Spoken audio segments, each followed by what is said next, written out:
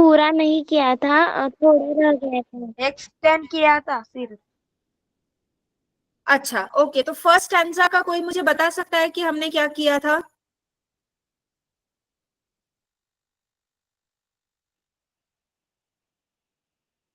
First stanza में क्या है?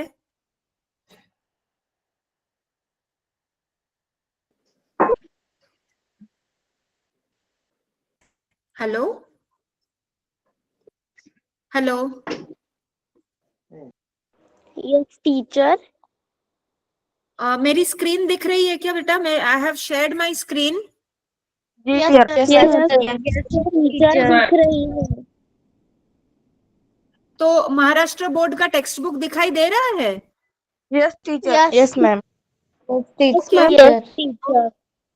अच्छा okay okay fine, if you are able to see it no problem. क्योंकि पता नहीं मुझे मतलब मैं स्क्रीन शेयर कर रही हूँ तो वो वाला पार्ट। अच्छा, कोई मुझे बताएगा फर्स्ट स्टैंजा में हमने क्या किया था? मियांडर्स का मतलब क्या है? Our little river it meanders along. खान देते सकते हैं। हाँ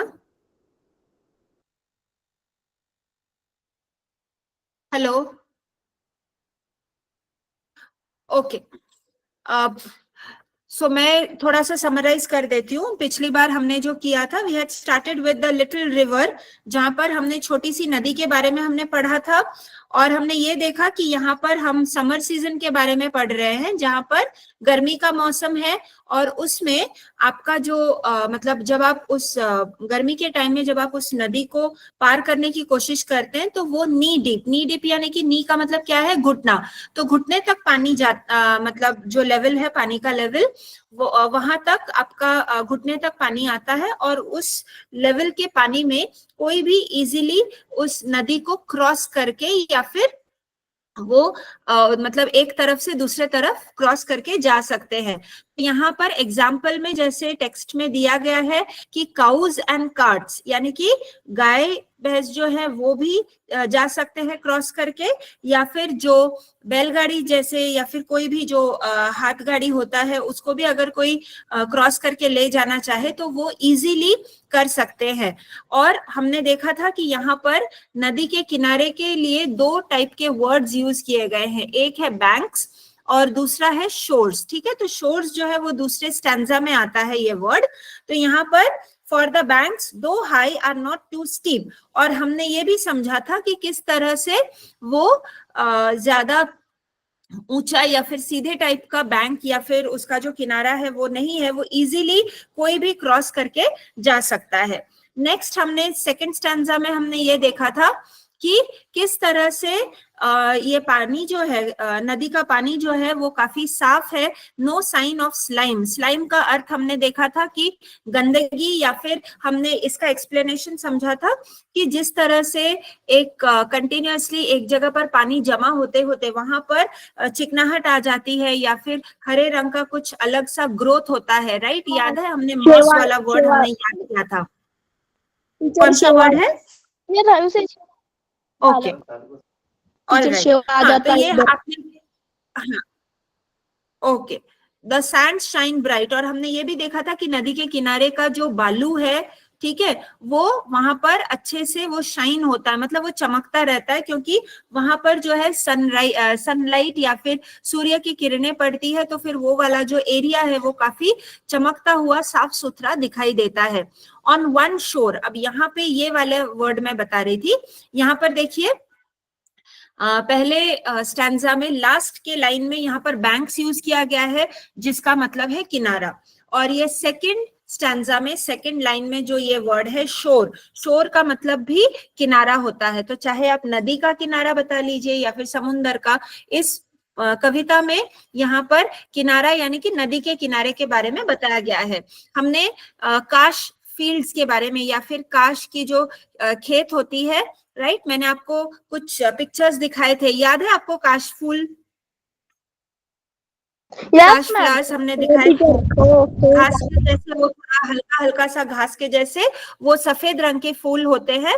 और हमने ये भी डिस्कस किया था कि वो नॉर्मली नवरात्रि या दुर्गा पूजा के टाइम में ये जो फ्लावर्स होता है, ये जो खेतों में जो काश फूल होते हैं वो खिलते हैं। फिर हमने चॉपिंग मैनर्स के बारे में पढ़ा था। चॉपिंग, अभी याद होगा आपको कि हमने ये पोएम पढ़ने से पहले 2 फिगर्स ऑफ स्पीच हमने पढ़े थे, एक है एलिट्रेशन, दूसरा है ओनोमेटोपोइया।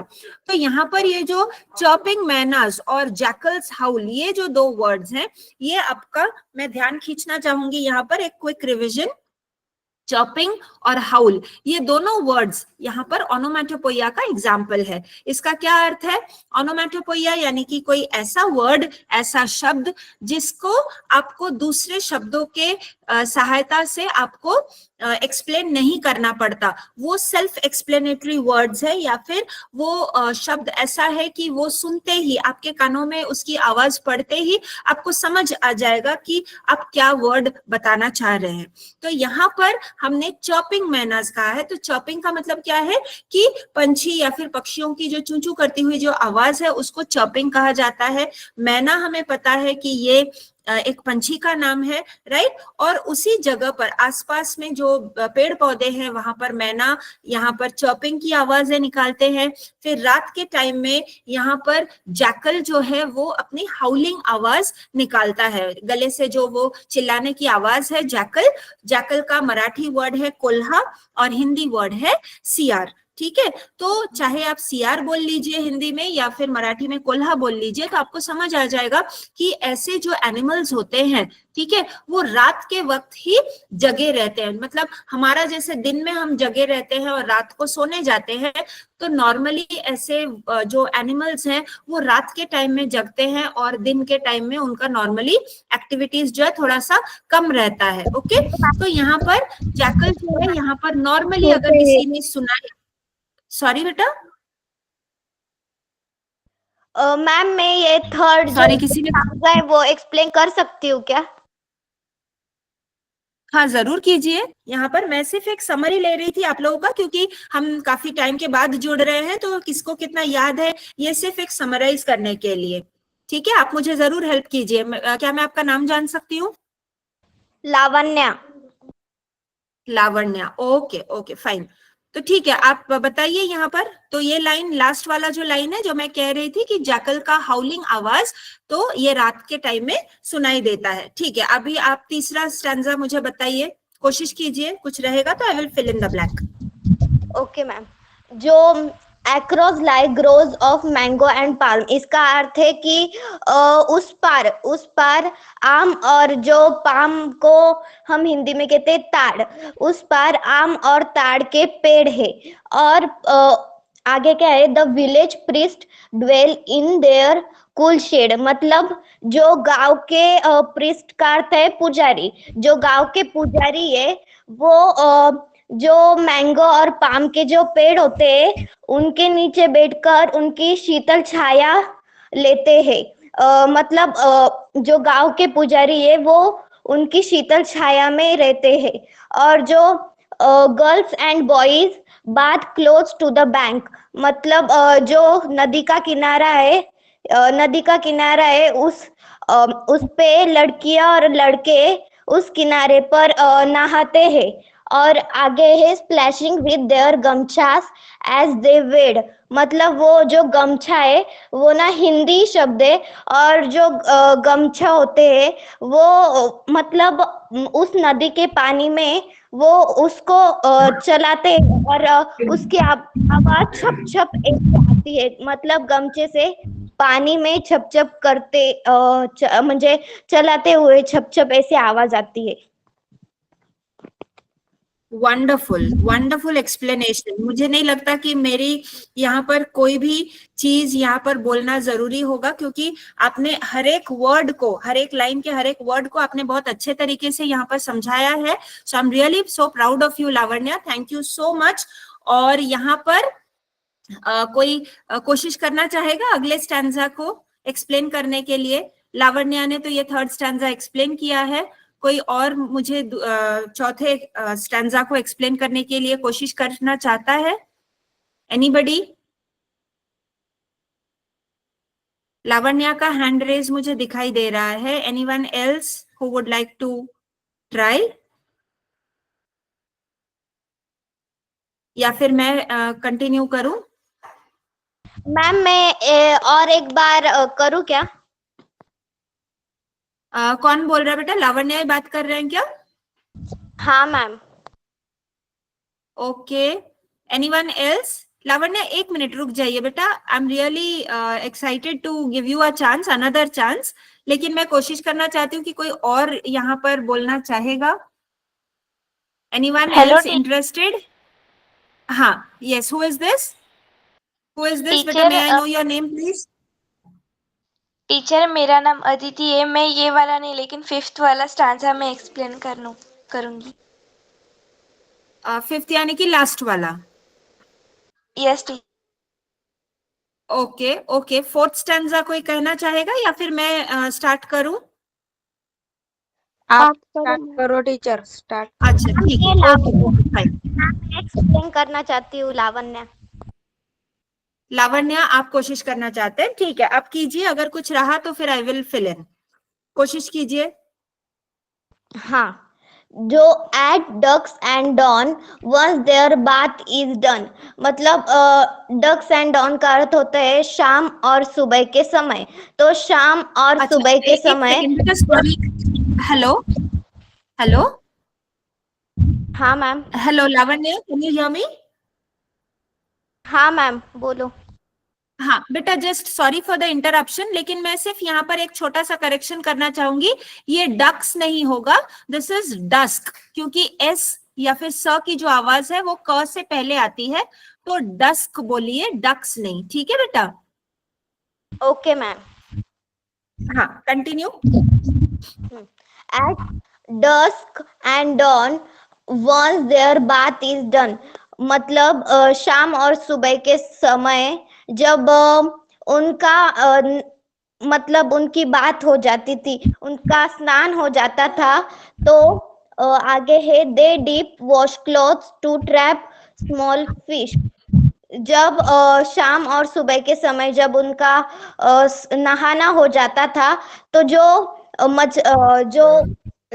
मतलब छोटी लड़कियां है, नहीं, जो छोटी मछलियां है, वो अपने कपड़े में जो वॉश क्लॉथ से मतलब अपने कपड़े में उन छोटी मछलियों को पकड़ लेते थे, मतलब फंसा लेते थे उस नदी में डालकर वो कपड़े, और उन छोटी लड़कियों को फंसा लेते थे. और आगे है to their household tasks the wives return. ये वाइफ्स का अर्थ है वाइफ होगा. पत्नियां अपने जो घरेलू काम होते हैं तो उनके लिए लौटती है.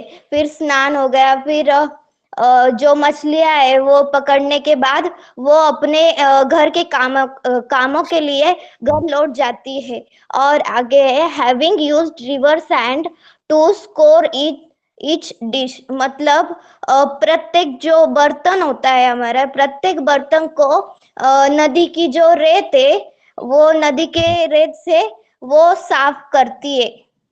हाँ मैम, हो गया.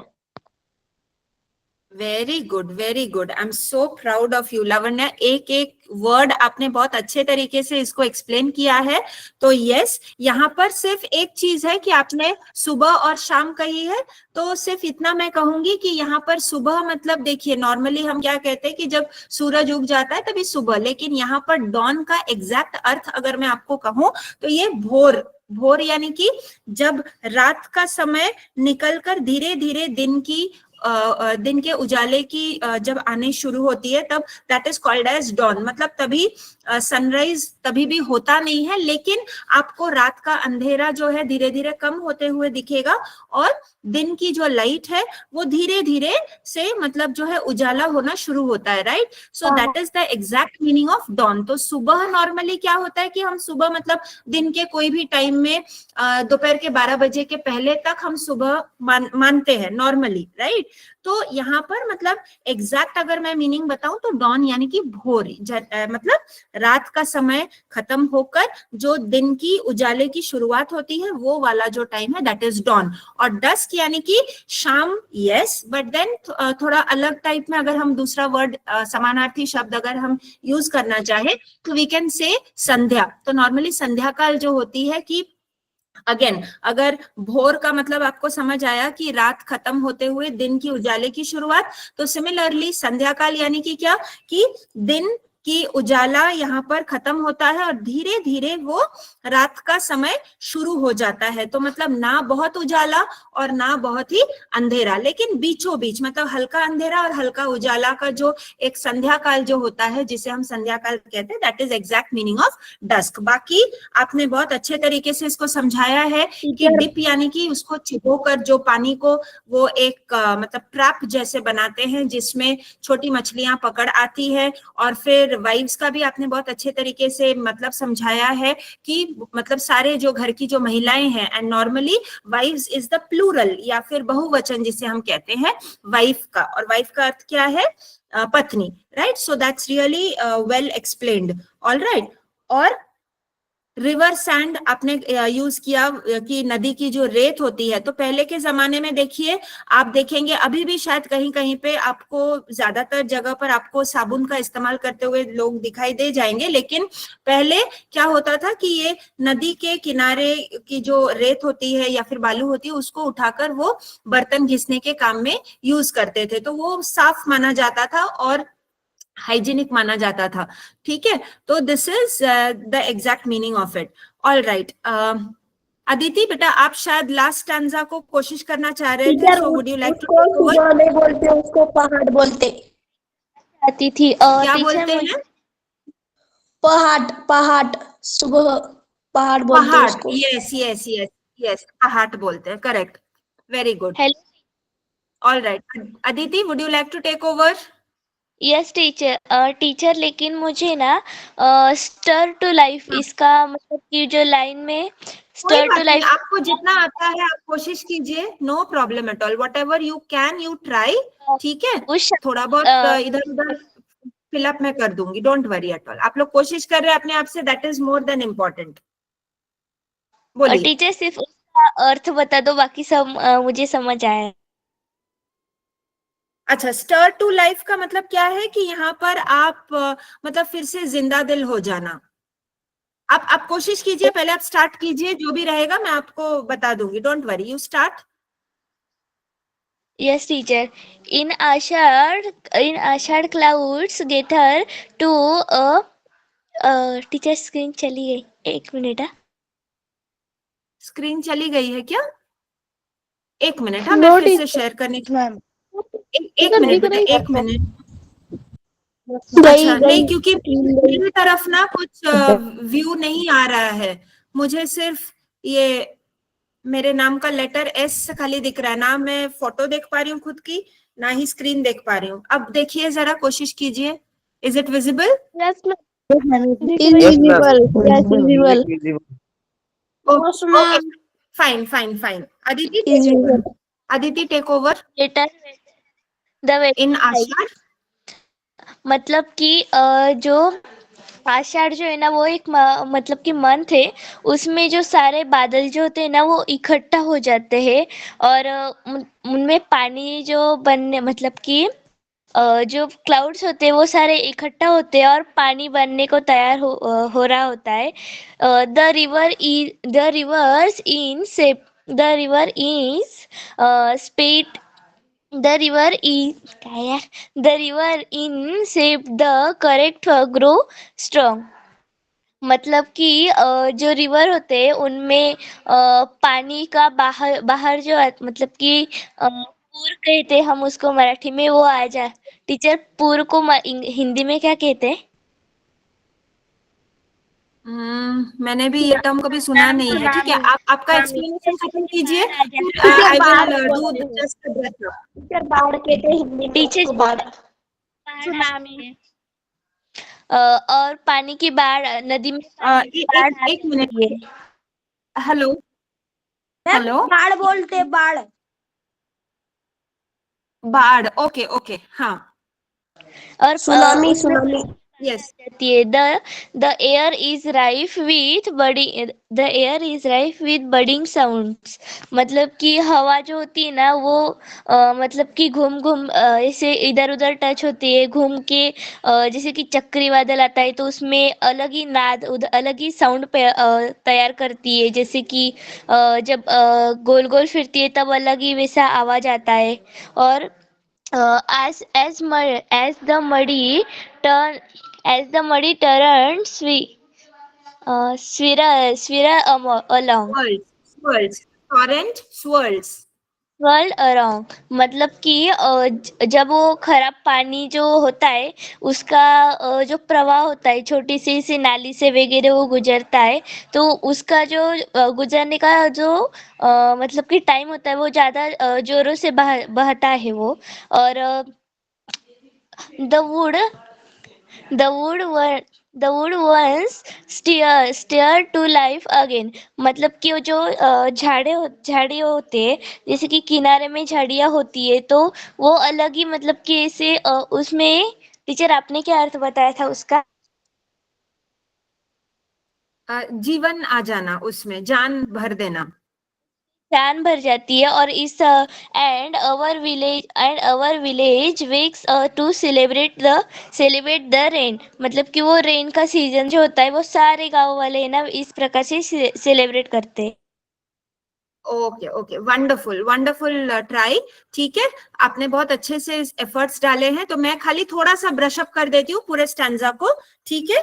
सो इन आषाढ़, अब आषाढ़ का क्या महीना है? नॉर्मली हम हिंदू कैलेंडर के हिसाब से आषाढ़ महीना का नाम है, right, it's the name of a month.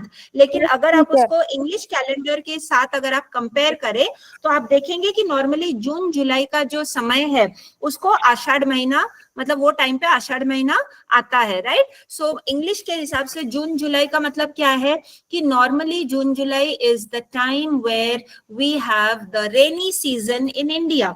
तो नॉर्मली मॉनसून सीजन या फिर बारिश का जो मौसम है ये आषाढ़ महीने का मतलब अर्थ होता है कि उस टाइम पे आपको बारिश का मौसम मिलेगा। तो इन आषाढ़ यानी कि आषाढ़ महीने में, जून जुलाई के महीने में क्लाउड्स गैदर। अब अगर ये रेनी सीजन है, अब अगर ये मॉनसून सीजन है, बारिश का मौसम है, तो इट इज नेचुरल कि सारे जो बादल है, सारे जो मेघ है वो एक जगह पर आकर जमा हो जाएगा, राइट। तो गैदर का मतलब क्या है? जमा होना। क्लाउड्स का मतलब क्या है? बादल, तो या फिर मेघ। तो ये जो जितने भी मेघ या बादल है वो सब एक जगह पर आकर इकट्ठा हो जाते हैं। नॉर्मली आपको आकाश में सफेद हल्के हल्के बादल जो आपको रुई के जैसे, कॉटन के जैसे आपको फ्लफी एकदम आपको अलग अलग शेप्स में घूमते हुए दिखाई देंगे, तो हवा के झोंके से वो इधर उधर चली जाती है क्योंकि वो हल्का होता है, राइट। लेकिन जैसे ही बारिश का मौसम आता है तो क्या हो जाता है कि वो धीरे धीरे ग्रे या फिर ब्लैक कलर के क्लाउड्स बन जाते हैं, यानी कि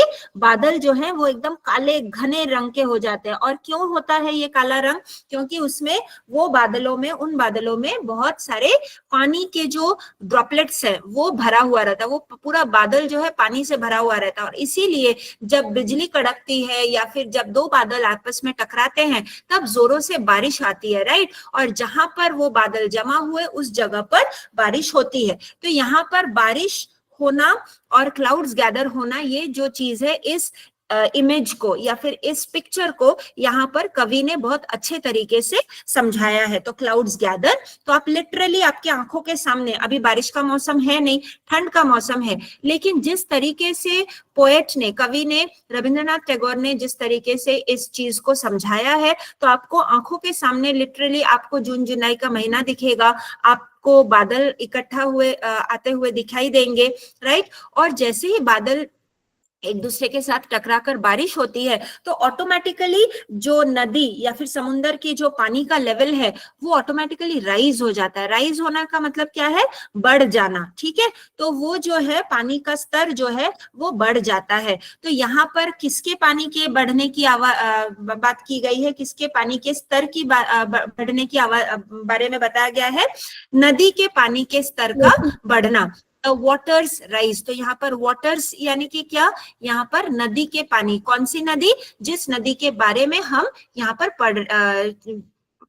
पढ़ाई कर रहे हैं, तो the little river suddenly you will see the waters rise at that point of time. ठीक है, the rivers in spate, spate का मतलब क्या है, in spate का मतलब क्या है, a sudden flood in a river. तो जो समर सीजन में जिस नदी के बारे में हम पढ़ रहे हैं, वही नदी का अलग अलग महीने में अलग अलग चेहरा आपको दिखाई देगा. तो गर्मी के टाइम में जैसे कोई घुटने तक पानी है, आराम से क्रॉस करके चला जाता है, लेकिन वही नदी का चेहरा एकदम अलग हो जाता है जब आप बारिश के मौसम के टाइम में उस नदी को देखेंगे, क्योंकि उसमें सडनली बाढ़ आ जाती है, अचानक से बाढ़ आ जाता है. और वही नदी जो एक टाइम पे आपको लगेगा कि ये बहुत मासूम सा नदी है, लेकिन अचानक से यहाँ पर अभी लगेगा कि अरे बाप रे, मैं यहाँ पर पैर कैसे रखूं. मतलब एकदम से वो पूरा वो नदी का जो चेहरा है वो पूरा बदल जाता है. The current grows strong. Current का मतलब क्या है कि पानी का जो बहने का जो एक स्पीड होता है, राइट, तो उस स्पीड को यहाँ पर करंट कहा गया है. The current grows strong. तो सडनली ये बहाव इतना ज्यादा बढ़ जाता है कि आपको मतलब डर लगने लगेगा. वही नदी जो आप आराम से एक टाइम पे आप क्रॉस कर सकते हैं एक मौसम में, दूसरे ही मौसम में आपको वहां पर पैर रखना कि तो दूर, आप उस नदी के पास भी जाने के लिए आपको डर लगेगा, क्योंकि वहां का जो बहाव है, पानी का जो बहाव है, बहुत स्ट्रांग हो जाता है, बहुत मतलब बढ़ जाता है.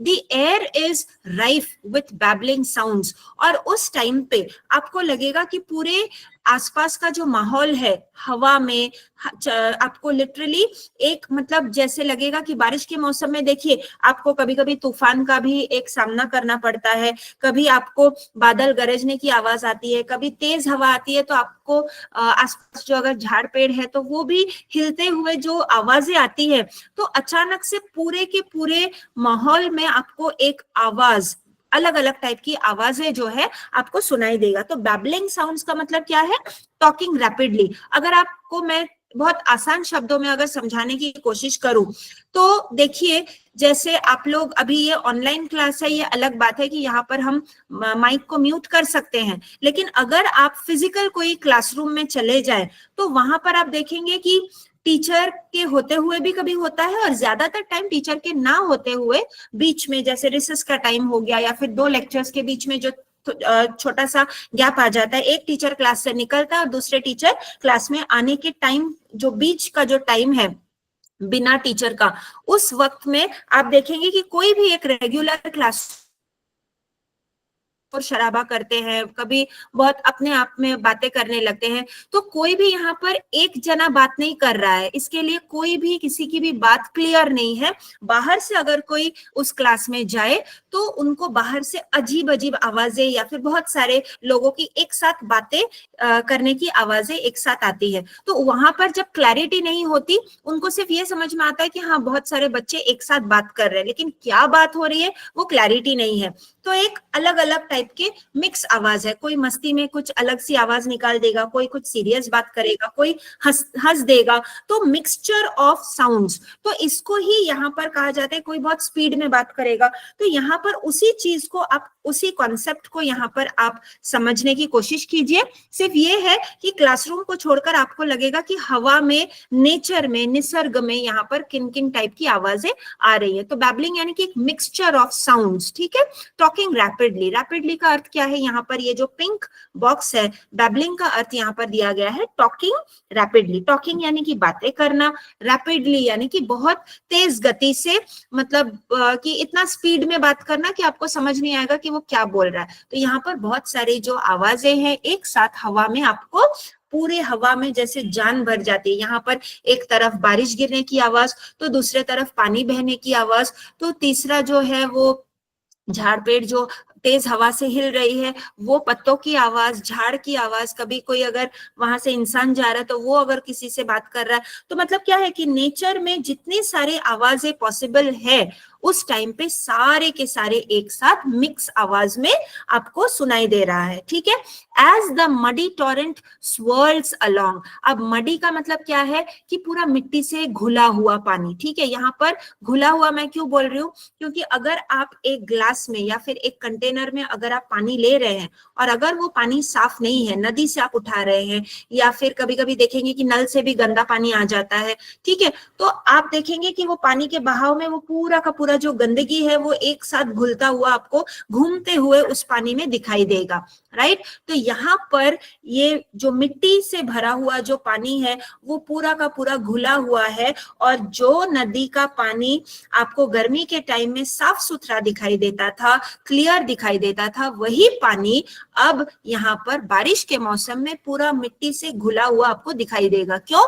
क्योंकि बारिश गिरते हुए यहाँ पर पूरा मिट्टी कीचड़ जो है भर जाता है। तो यहाँ पर जो भी टॉरेंट है, torrent meaning rapid flow of water, तो ये बारिश के साथ साथ नदी का जो पानी का बहाव है वो भी बहुत तेज गति से बहने लगता है। तो रैपिड फ्लो का मतलब क्या है, फ्लो यानी कि बहना, रैपिड का मतलब क्या है, बहुत तेज गति से। तो जो बहुत तेज गति से जो पानी बहता है वो पूरा का पूरा मिट्टी साथ में लेकर, कंकड़ साथ में लेकर, आसपास अगर कुछ घास फूस है वो भी लेकर, मतलब सारा का सारा गंदगी लेकर वो एक साथ जो है वो नदी का पानी तभी साफ नहीं, रादर आपको गंदगी वाले मडी या फिर मिट्टी से भरा हुआ घुला हुआ पानी आपको दिखाई देगा। और स्वर्ल्स का मतलब क्या है कि जैसे हम इसको, मतलब हमारे बंगाली में एक भाषा है, एक वर्ड है जिसको हम कहते हैं घूर्णी। घूर्णी यानी कि वर्लपूल की बहुत तेज गति से अगर आपको दूर से हवा का झोंका आते हुए दिखाई देगा तो आपको दिखाई देगा कि ये जो हवा के झोंके से सारे के सारे जो कुछ अगर सूखे हुए पत्ते हैं, धूल मिट्टी है, तो वो गोल गोल गोल गोल आपको घूमते हुए दिखाई देगा। तो आपको अदरवाइज तो हवा दिखाई नहीं देती, लेकिन ये सारी चीजें जब हवा के साथ साथ जब आपको घूमते हुए नजर आएगा ये स्टॉर्म में या फिर तूफान में, तो यू विल अंडरस्टैंड कि यहाँ पर मतलब इस टाइप में, इस टाइम में, इस समय इस टाइप का एक मूवमेंट हो रहा है, हवा का जो एक झोंका है वो इस तरह से बह रहा है, तो गोल गोल गोल गोल घूमता हुआ। तो यहाँ पर जब आप उसी चीज को जब आप पानी में देखेंगे तो आपको वो मतलब वो गोल गोल गोल गोल घूमता हुआ दिखाई देगा। तो स्वर्ल्स अलोंग, तो स्वर्ल का मतलब क्या है कि घूमते हुए, तो पूरा का पूरा पानी जो है वैसे घूमते हुए घुलते हुए से वो निकल के चला जाता है। The woods on shore stir to life again. लेकिन एक चीज है कि जो मतलब फॉरेस्ट एरिया है या फिर जो आसपास जो जंगल है, यहाँ पर कहीं ना कहीं मतलब उनका समर सीजन में या फिर गर्मी के मौसम में जितनी भी एनर्जी थी वो सारा का सारा जैसे धूप ने खींच कर निकाल लिया हो, राइट। तो अब एनर्जी बचती नहीं है, सारे के सारे पेड़ पौधे जो है, पत्ते जो है वो सूख कर एकदम मतलब सूखे हुए से दिखाई देते हैं, जैसे कि उनमें से जान किसी ने निकाल ली हो। लेकिन उसी बेजान वाले जो पेड़ पौधे हैं जो गर्मी में बेजान हो जाते हैं, जैसे ही बारिश शुरू हो जाता है उनमें जैसे एक नया जीवन आ जाता है, उसमें जैसे किसी ने जान भर दी हो या फिर किसी ने प्राण भर दिए हो, इस तरीके से, ठीक है। तो वुड्स का मतलब क्या है, यहाँ पर नॉर्मली WOOD वुड का मतलब होता है लकड़ी, लेकिन जब आप उसी को बहुवचन या फिर प्लूरल फॉर्म में वुड्स यूज करते हैं तो वुड्स का अर्थ क्या है, फॉरेस्ट यानी कि जंगल। तो ये नदी के आसपास के जो जंगल एरिया है ऑन शोर यानी कि आसपास किनारे के आसपास जो भी जंगली इलाका है, वहां पर आपको अचानक से लगेगा कि जैसे प्राण भर गए हो या फिर जीवन दान किसी ने दे दिया हो, क्योंकि ये जो बारिश का मौसम है पूरा का पूरा जंगल एरिया को फिर से हरा भरा कर देता है। तो स्टर टू लाइफ का मतलब है become alive with sound and movement, क्योंकि फिर से वहां पर पंछियां आने लगती है, फिर से उनमें फल फूल मतलब खिलने के उगने के जो चांसेस है वो ज्यादा दिखाई देता है, और कहीं ना कहीं the whole atmosphere becomes really fresh, और आपको ऐसे जगह पर से गुजरना या फिर ऐसे जगह पर जाकर रुकना अच्छा लगता है। तो automatically you feel fresh when you go to such places. and our village wakens to celebrate the rain. और उसी के एनर्जी के साथ, जैसे किसी ने आप में जान डाल दी हो इस जंगल एरिया में बारिश के वजह से, झाड़ पेड़ में, उसी तरह से एनर्जेटिकली जो विलेजर्स हैं, जो गांव वाले हैं, वो पूरा का पूरा गांव जो है दे वेकन अप. वेकन अप यानी कि जग जाना. नींद में थे, अचानक से वो जग गए, और जैसे ही वो जग गए, जैसे ही वो नींद से उठ गए, तो उन्होंने देखा कि मौसम में जैसे एक जान आ गई है, बारिश शुरू हो गया है, तो गर्मी का मौसम खत्म और बारिश शुरू. तो वो कैसे सेलिब्रेट करते हैं कि बाबा पूरे साल भर में हम बारिश का, पहला बारिश के लिए हम इंतजार करते हैं, तो वी सेलिब्रेट दैट. तो हमेशा आप त्योहार के लिए वेट करेंगे, सेलिब्रेशंस के लिए, ऐसा नहीं होता. आप एक एक मौसम को, आप एक एक दिन को, आप एक एक मोमेंट को भी सेलिब्रेट कर सकते हैं, और वो किया जाता है और किया जाना भी चाहिए, क्योंकि दिस इज लाइफ. ओके, आपको हर एक सांस की जो सेलिब्रेशन है वो करनी चाहिए. क्यों? क्योंकि तभी आपको किसी भी चीज की वैल्यू समझ में आएगी, उसका जो महत्व है वो समझ में आएगा. तो यहाँ पर हाँ, कवि ने हमें कहा है कि आप रेन की सेलिब्रेशन करते हैं, आप बारिश की सेलिब्रेशन करते हैं, क्योंकि कहीं ना कहीं ये एक साइकिल जो है वो खत्म हुआ है गर्मी का, और रेनी सीजन हैज स्टार्टेड. तो the whole village comes together to celebrate the rain. तो वो एक, जैसे रेन को सेलिब्रेट करना एक त्योहार से कम नहीं होता, इस तरीके से लोगों में जो है खुशी का माहौल आ जाता है. So this is the meaning of the poem. या समझ आया सबको? Has everyone understood? Yes, ma'am. Yes, teacher. समझ में. Anyone having any doubts? No, teacher. Okay. Yes, ma'am. तो ठीक है, अगर आप लोग को समझ आ गया हो तो we will try to solve these exercises. तो मैं अभी स्क्रॉल नहीं कर रही हूँ, and I believe कि आप लोग के पास बुक्स होंगे, लेकिन बेटा प्लीज म्यूट योर माइक. मेरी आवाज ही मुझे एको होते हुए सुनाई दे रही है. आप लोग जो है पुस्तक को बंद कर लीजिए, बुक्स को बंद कर लीजिए, और जितना भी आपको याद हुआ, और आज हमने वैसे भी समरी भी किया, प्लस साथ साथ में हमने पोएम की एक्सप्लेनेशन को खत्म भी की. तो आपके मतलब जितना भी आपको याद है उसके मेमोरी से आप मुझे कोशिश करके बताएंगे कि पोएम में क्या क्या दिया गया है. तो चलिए मुझे बताएंगे कोई कि कौन से दो ट्रीज के बारे में यहाँ पर बात की गई है.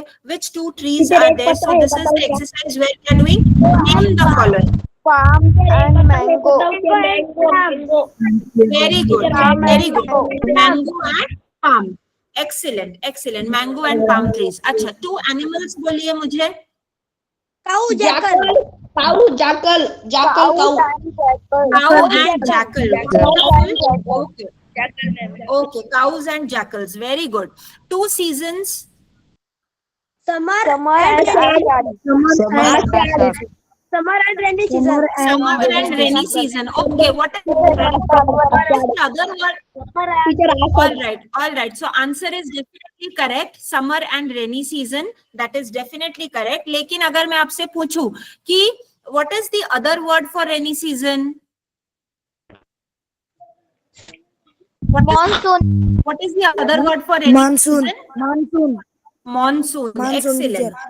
Okay. Now tell me, चौथा वाला जो क्वेश्चन है, two non-English words. Non-English.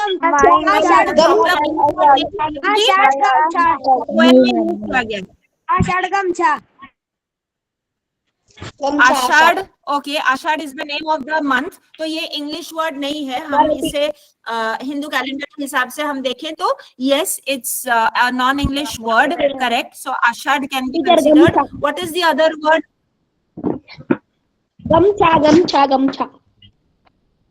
गमछा. Okay fine. अच्छा ठीक है, आपने तो आषाढ़ और गमछा बोल दिया है, लेकिन डू यू थिंक कि सिर्फ यही दो वर्ड्स हैं नॉन इंग्लिश के इस पोएम में, कि कुछ और वर्ड भी है?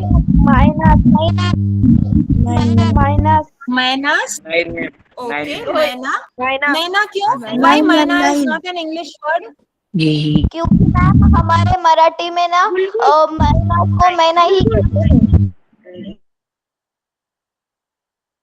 मैना को मैना ही कहते हैं. Okay, so myna is a non English word, it has been considered as, तो इंग्लिश डिक्शनरी में इसको एक जगह दी गई है। तो अगर आप देखें तो ये जो कड़ी या फिर यहाँ पर ये जो जितने भी हमने वर्ड्स देखे, तो यहाँ पर इनको मान्यता दी गई है। तो धीरे धीरे जो है रीजनल लैंग्वेजेस के कुछ कुछ वर्ड्स को इंग्लिश डिक्शनरी में जगह दी गई है, लेकिन ओरिजिनली अगर आप उनका देखें सोर्स, ठीक है, तो ये एक्चुअली ओरिजिनली इंग्लिश वर्ड्स नहीं है, लेकिन इनको जगह दी गई है। तो शायद आपको आज के डिक्शनरी में ये वर्ड्स दिख जाए, राइट, लेकिन originally you have to understand that these are not English words. All right, is there any other word? तो आपने मुझे 3 वर्ड्स दे दिए, एक है आषाढ़, एक है गमछा, एक है मैना। कुछ और है क्या यहाँ पर? देखिए जरा।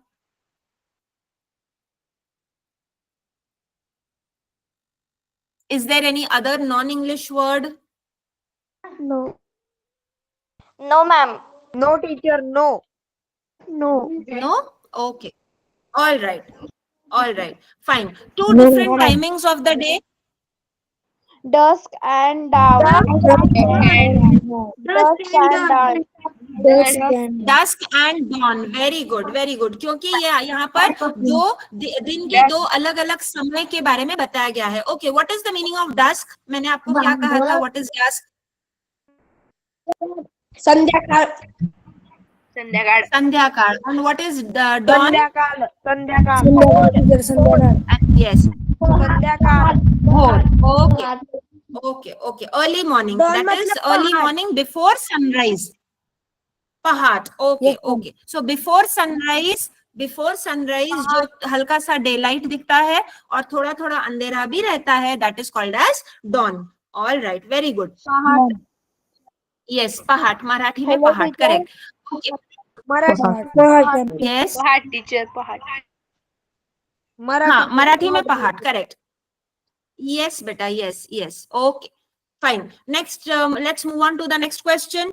Pick from the poem words that describe sounds. यानी कि यहाँ पर ये वाले जो exercise की जो question है, these are onomatopoeic words. याद है आपको, हमने onomatopoeia किया था हमने last time figures of speech में. किया था. Yes. So yes. तो आप मुझे poem से बताइए कौन कौन से words हैं. Babbling, chirping, एक एक करके बोलिए. Okay, we have to find 4 words. एक मिनट. विचारा ना. टीचर हँड रेस केलेल्यांना विचारा. हाँ, एक मिनट बेटा, मैं हैंड रेज करते हुए बच्चों को देखती हूँ, जरा रुक जाइए 1 minute. Hariom, you have raised your hand. Hariom. Yes teacher. Ma'am चारों बताओ क्या? नहीं, एक एक बताइए बेटा, क्योंकि मुझे ज्यादा बच्चों को चांस देना है, तो आप मुझे एक वर्ड बता दीजिए प्लीज. मैम पहला है बेबिंग. बेबिंग है कि बैबलिंग है? देखिए तो. Babbling teacher. Babbling. Okay, fine. So babbling is one word. All right. What else? 1 minute. Let me see who else has raised the hand. 1 minute, huh? 1 minute. Sonali Raut. Yes ma'am. Chirping. Excellent. Okay. Who else? कोई और मुझे बताएगा? लावण्या. में बताओ.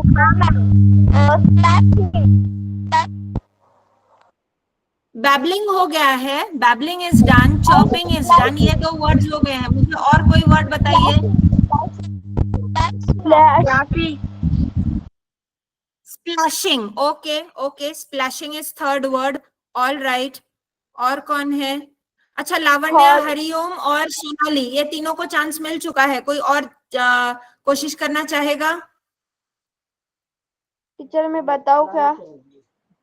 Okay. Who is this? 1 minute. हाँ, Rudra Jadhav, would you like to try? No ma'am, sorry. Why no? Ma'am समझ. Are you able to understand? आपको समझ आ रहा है कि नहीं? नहीं मैम.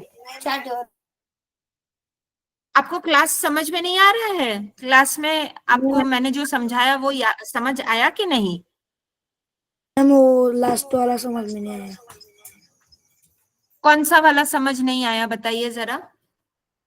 आपने कविताच्या टाइमला लास्ट स्टँजा शिकवली होती ती. आप नहीं थे तभी मैं जब करा रही थी? नाही मॅम. ओके ठीक है, मैं रिपीट कर दूंगी, लेकिन क्या आप मेरा सिर्फ एक जवाब देंगे कि यहाँ पर जो साउंड वर्ड्स है उसमें से आपको कोई साउंड वर्ड समझ आ रहा है? एक जन ने कहा बैबलिंग, दूसरे ने कहा चर्पिंग, तीसरा वर्ड स्प्लैशिंग करना चाहेंगे? मैं बताऊँ Flashing.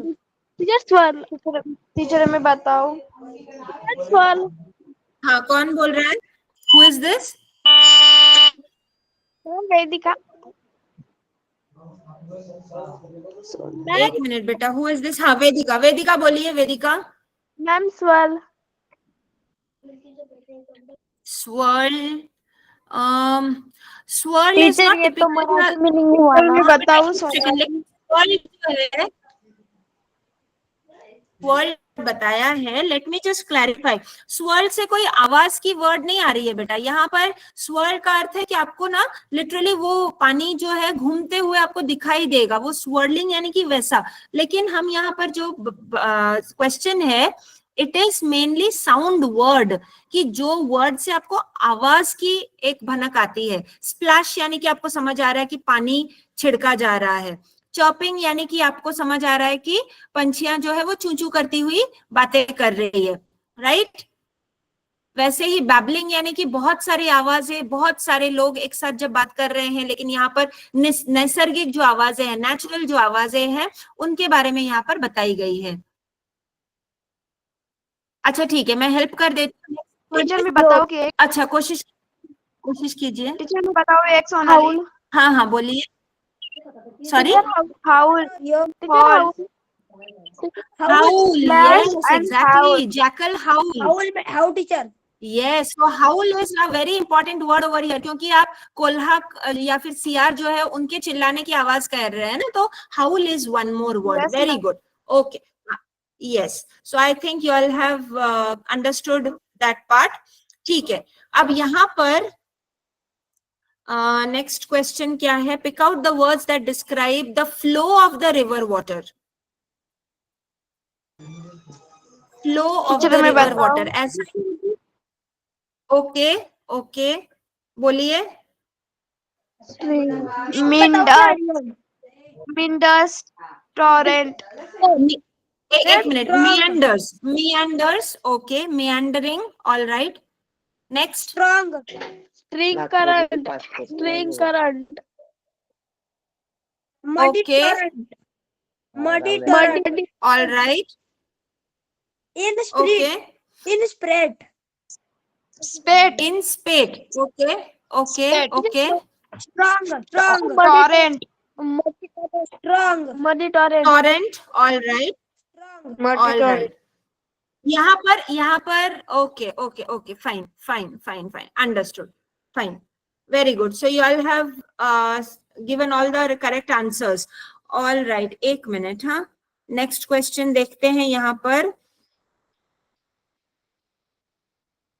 ये तो आपको मतलब रिटन वर्क है यहाँ पर, कि आपको 4 लाइंस जो है आपको अलग अलग से लिखना है. yes teacher हाँ, एक मिनट. हाँ, what aspects from this poem do the following phrases describe? Then cool shade का मतलब क्या है? THEIR, देर का अर्थ क्या है? किसी का. यहाँ पर किसके कूल शेड के बारे में बात की गई है? मैं मराठी में बताऊंगा. मराठी में. ओके, ट्राई कीजिए. फाइन, बोलिए. मॅडम, मी नेहमी पडतो पण चालत नाही कधीच. मैम इसका मतलब है मैं हमेशा दौड़ता हूँ मगर चलता नहीं. Question 4 चालू है. Question 4. बेटा हम क्वेश्चन, एक मिनट. आप लोग कौन सी बात कर रहे हैं बेटा? कौन सा क्वेश्चन आप कर रहे हैं? मुझे समझ नहीं आ रहा है. टीचर मैं सवा वो ना क्वेश्चन क्वेश्चन टीचर क्वेश्चन 6 अच्छा, एक मिनट, शायद कुछ गड़बड़ है यहाँ पर। मैंने यहाँ पर 4th क्वेश्चन बोला है। टीचर फर्स्ट क्वेश्चन ये का वाला, फर्स्ट ये क्या वाला। बताओ क्या फर्स्ट फर्स्ट मैम जिनका हैंड है उसको पूछिए। टीचर मैं बताऊं क्या फर्स्ट का टीचर मैं बताओ क्या? मैंने क्वेश्चन आपको पूछिए। हाँ बताएंगे बताएंगे। मैं क्वेश्चन का present atmosphere teacher present atmosphere shadow of the first का है ना Present called shadow ma'am present उसको पूछिए। Atmosphere teacher teacher present okay, 1 atmosphere minute 1 minute. Hello hello, Sukanya ma'am yes ma'am, नियति टीचर उसका प्रेजेंट एटमॉस्फेयर उत्तर है मैम उसका आंसर है shadow of mango and palm trees. Okay, लेकिन आप लोग कौन सा क्वेश्चन सॉल्व कर रहे हैं, मुझे वही समझ में नहीं आ रहा। मैंने क्वेश्चन नंबर 4A के बारे में पूछा था। मैम मैम Yes, मैंने ma'am, वही जो solve आंसर कर रहे दिया वो 4 का ही था। मैंने जो आंसर दिया वो 4 का है ना का ही प्रेजेंट था। एटमॉस्फेयर उत्तर है teacher shadow of mango and palm tree ये चौथे का आंसर है पहला। अच्छा, okay, their cool shade. Okay, so shadow of the palm and the mango trees. All right. Only knee deep. Safe Deep of the in river. Water Deep of the river. Deep of the river. Safe in water Okay. Safe in Okay. Water So water level up Deep to the of the knees. river. Okay, water level up to the knees. All right. Fine. Not too steep. Easy Bank of to the climb Easy to climb. All right. Housework on the river bank. Woman बसी House woman of the river woman. Women बजी women Women. Okay, working woman. Okay, housework on the river bank. तो either you can say utensil washing या फिर washing clothes, क्योंकि normally नदी किनारे यही सब आपको घरेलू काम करते हुए दिखाई देगा, राइट? आइदर लोग बर्तन मांजते हैं, नहीं तो कपड़े धोते हैं, राइट? हो टीचर ओके, इन स्पेस का मतलब क्या है? Dangerous teacher dangerous Dangerous. Dangerous. Dangerous Okay. Rice sound. Rice with sounds. अलियू अलविज अलियू अलविज अलियू अलियूज टीचर अलियूज Okay. Oh, all right. I think it's already time now. Yes, teacher. All right. Wonderful. Yes. The screen right now. Just give me 1 minute.